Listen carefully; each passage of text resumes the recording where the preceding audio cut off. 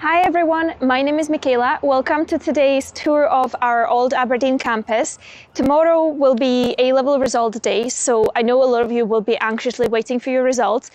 Get distracted by a little tour of our Aberdeen campus if you want to. And tomorrow, when you get your results, feel free to call us. You can find our number all over our website. So, as I say, we're going to do a little campus tour of the Old Aberdeen campus today, starting with the most iconic building, which you probably will have seen everywhere on our website. And if you've ever visited Aberdeen, you probably have been to this area as well. So we are still in the city. However, we're sort of in the older part of the city. So you're about 25 minutes walk away from the train station and the main shopping street and everything. But you really do feel like you're in another century. The building behind me is called King's College. It was built in, well, it started around 1500s as far as I know. So it's pretty old. The oldest part is the chapel, which is the squattier part on the side. It is a working chapel, so you can visit for services. There will be weddings, there will be choir practice and choir performances there as well. So really lovely part of the area, and really actually there is a lot of life here on campus, even though currently the term is still out, so it might be a little bit quieter than when you visit. When you see this main building, obviously very, very impressive, but it's not just impressive, it's also actually functional. So we have a lot of classes that are delivered all over campus. When you are taking your first year classes, you don't just stick to one building, you're all over the campus. You might find yourself in a building that is mostly filled with labs. You might find yourself around here, tutorials, lectures, all take places in different areas. So this is the old part of campus, but it's recently been refurbished. So actually a lot of the lecture halls around here are very modern and very they all have plugs and they all have interactive bits that you can take part in as well. So that's mostly around here. We're going to try and swing around so that I can show you where the first of the 3 libraries that we have on this campus is. So somewhere around there is a little secret Divinity library, which is only accessible to Divinity students. So find yourself a friend who studies Divinity, religious studies, and get them to take you to the library. The library really looks like Harry Potter, so it's quite cool. You should definitely visit. It's one of those like really old school, dark wood and glass affairs. Lovely to spend time in. So that's a secret Divinity library that I actually have not been to. I've only ever seen pictures, but it looks lovely. Behind us are the tutorial areas, lecture halls, and similar. And what you have noticed probably is that I'm trying really hard to tiptoe the line of where the grass is. There's a lot of legends around campus, of course. One of the legends is that you shouldn't step on the grass in this quad because you might actually not graduate if you do. I did not know about this until my 3rd year, and I still managed to graduate. So I'm not sure how much truth there is to it, and how much of it is just that people who maintain the grass don't want it to be trampled on. What's behind me right now is the conference center. So if you ever attend an open day, or if you attend a talk organized by a society, an external speaker coming in, it might happen in here. And you can see here we've got the English lion portrayed, and also we have the Scottish unicorn. The unicorn is actually the national animal of Scotland, so we have him represented here on campus because we have to. We're in Scotland. Of course, we're going to put the unicorn everywhere. No haggis statues as of yet, but that's also another animal that is very important to Scotland. If you're watching from abroad or you've not heard of the haggis animal just yet, just Google it. There's a whole legend around Scottish people pretending that the haggis is an actual real animal that lives in the Highlands and has special body adaptations for the height difference and the hills and everything. It's really funny, but also it's actually not a real animal, but you might find that Scottish people like to pretend it is just for the fun of it. So we are moving on to Elphinston Hall, which is behind me here, and also the sort of heart of the campus, which is the whole area around us here. There's Elphinston Lawn, there's New Kings. This is a perfect area for you to hang out if you are in between classes, the weather is nice, you're meeting somebody, you want to have a lunch out in the sun. You can pop by here, you know, sit in the arches if it's raining a little bit, or just sit in the whole area here. So let's give you a nice shot of this whole Elphinston Lawn area. You can step on the grass here, that's fine, you will still graduate. So if you've ever been to an open day at Aberdeen, or you're planning on coming, we have one coming up on Tuesday next week, I think it is, or in a couple of weeks, 29th of August, I'm pretty sure. So just check it out. Most of the action will be happening around here. You will have, during open days, during events, you will have people coalescing around here and just hanging out, having a good time. As you can see, it does get quite sunny, so it's ideal for those sort of days, and the views are unparalleled. You will also find that there's a lot of societies that might take advantage of this space. So sometimes the Circus Society will actually put up ropes between two trees here and just hang out, you know, do circus stuff. You might find people just practicing, you know, band practice and stuff just out in the open. So a lovely area to come back to if you are struggling for something to do. We're going to move on to sort of further up the campus. So the Aberdeen University campus is quite small, quite concise, which is great if you don't want to be, you know, taking buses in between classes. You definitely can walk across the whole campus in 5 to 10 minutes. We do have a separate campus for our medicine students, and also if you're studying biomedical sciences, neuroscience, similar sort of, you know, hospital-based stuff, you will spend your first 2 years on this campus and then move on to the Forester Hill Medical Campus.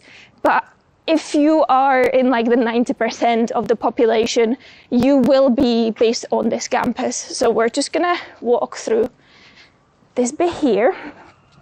And there's so many trees on campus. I absolutely love how green it is. It is perfect for just being outside, being outdoors. Yeah, but during the summer, you might not see as many people here, so you might be thinking that I'm just making it up, but genuinely people hang out here all the time. So one of the biggest buildings that we have on campus that is dedicated all to one school is the Taylor building, where we are sort of now in a courtyard in between the whole building. It houses the School of Law, and it also houses our second library that we'll be seeing on this campus today, the Law Library. You can see it across 2 floors on that side. So the Law Library is accessible to anybody. It is not restricted. You can drop in if you would like to research a specific law case. So it doesn't have to be just if you are doing a law module, you know, if you are an engineering student, if you're a history student, you might find that you do need a text that is contained within this library. So anytime you want to drop in, you can do. It is a bit more traditional. It is a little quieter in there and a little warmer than the main library. So some people prefer the environment here. But that's your law library. We've got the rest of the law building. Our law department is one of the best in the country. I think we're number 5 in the UK at the moment. So there's a lot of lecturers, a lot of people who dedicate their time to researching law around here. If you're interested in law, check us out. Here we have artwork of an armadillo just hanging out in the middle. And we're going to walk towards what is the main sort of artery that runs through the campus now. As I say, it is all very contained. It is all squished together, so you don't have to walk far. But we do have a main street that runs through. It is called the High Street, and that's where you will find some independent local businesses. You will also find buses going through here. So if there's a bus coming, please do warn me. Hopefully I will notice. But this is pretty much, if you can see behind us, as far as you can see, that's where we started. That's the start of campus. Now we're gonna swing around, and where you see, if you can see the red lights up there, that's where the campus pretty much finishes. So it is quite close together. You do, however, have non-university buildings around here as well, so it is not all just university stuff. You will have people who just live here. We have a bakery, we have a coffee shop here. You can also, if you go further up, you will also have a couple of cafes. So if you're looking for a bite to eat, stop by High Street, you can't go wrong. Well, you will find something to eat here. Because it's A-level results day, I just wanted to also mention, obviously, or it will be tomorrow, will be results day. You will have a lot of things to consider. If you do want to visit campus, obviously it's open to anybody. You can just stop by if you want to, but also do let us know if you're coming and you would like a tour. We will try our best to arrange a tour for you. So today is a lovely day. There's just blue sky everywhere, which is amazing. I don't know if you can hear it, but there's quite a lot of seagulls around campus. So Aberdeen is on the coast. We get a lot of seagulls. Aberdeen seagulls are well known for being quite brazen. So if you ever eat outside on campus, just make sure that you're aware of your surroundings. You don't accidentally give up your sandwich to a seagull. What we see behind us there is the old townhouse. That's where the government of the city sat at first. It now is a museum as well.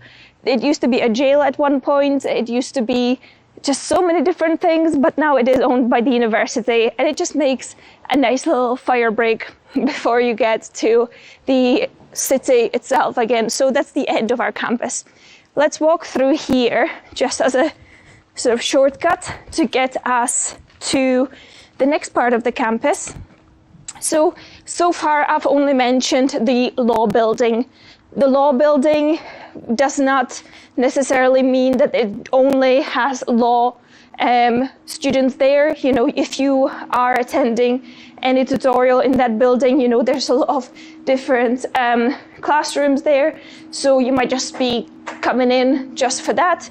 But also there are a lot of other buildings that will have like a name. So for example, what we're passing through right now is the geography building. However, you of course will be all over campus, even if you are studying geography. So it's mostly about where your lectures are based. Behind me here, we have the Student Union building. That's where you can get your food. There's the career service. There's also student support services. So if you need any help with writing your CV, preparing for an interview, they can absolutely help you there. It is also a good spot to just hang out. There is the Bookends bookshop, which is run by volunteers from the university. And they sell books from previous year's students to the new cohort for quite a lot cheaper than you would pay for new books. So that's handy. We're gonna go down this way. There's a couple of cars around here, so excuse us if we're being a little awkward with the framing. Okay, we're gonna cross the road now. What you see behind me here is student accommodation. So we have guaranteed student accommodation for all new students. Doesn't matter if you're entering year 1 or year 2. If you are a new student, you will have slot in our accommodation if you apply by the end of August. I think it's the 28th of August. We have a separate campus pretty much for our accommodation, which is called the Hillhead Student Village.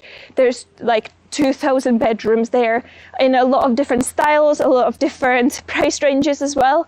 And then we have this on-campus accommodation, which is mostly aimed at students in postgraduate courses or students who have entered second, third year and similar. So that accommodation is guaranteed. you do not have to stress. You can just wait until, you are all settled and then apply. You can check out on our website, we have like 360-degree videos of the campus, of the accommodation as well. So we're now coming up to my favorite part of the campus, which is the library. Let me show you what's behind us. So this is the Sir Duncan Rice Library, or as the kids call it these days, the Rice Cube, which it's called that because it's Sir Duncan Rice and is in a cubic shape. The outside design is supposed to remind you of granite under microscope, because Aberdeen is known as the Granite City. So we're trying to reflect our heritage here through the design on the building, even though it's fully glass. This whole area as well is actually quite busy usually.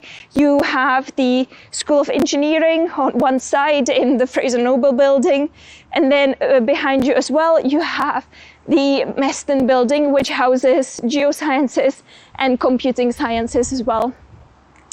So let's have a look inside the library. The library is lovely. Whenever anybody visits Aberdeen, I always say you have to go into the library. It is very impressive, and during term time, it is open from really early to really late, and during exam period, it actually is open 24/7 for like 3 weeks in a row. This is also the windiest spot on campus, as you can probably see, so we're just gonna get through the windy spot and gonna go in and we're gonna show you the architecture there. It is absolutely stunning. Yeah, if you ever carry an umbrella around here, just make sure that it doesn't turn upside down. Don't know what is up with this wind tunnel. Righty. If you do visit Aberdeen, you actually can go inside the library, so you can request through the front desk to be let in, and you can then wander around. So this is the money shot. This is where you can see the stunning design.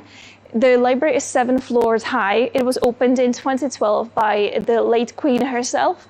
So she's actually been around here, and the current Queen Camilla, she is one of the vice chancellors or chancellors of the university. So we do have royal connections around here as well. The 7-floor sort of style, each floor has different subject area housed there. So if you're looking at geography books or geography journals, that might be housed on 2nd floor, religion and religious studies all the way up on the top floor. Each floor will have interactive areas where you can also work with your friends. You can speak out loud. This is not like a mega quiet library where you can't make any noises.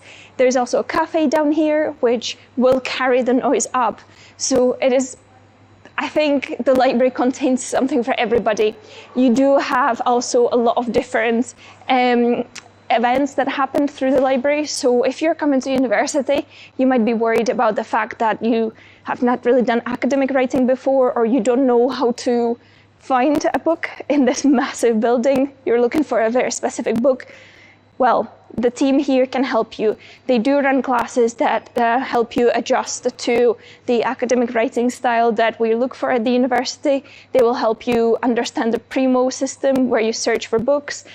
Lots of stuff happening here as well. So when you visit, and hopefully you will visit at some point, or you will come in September, do make sure to make the library one of your stops.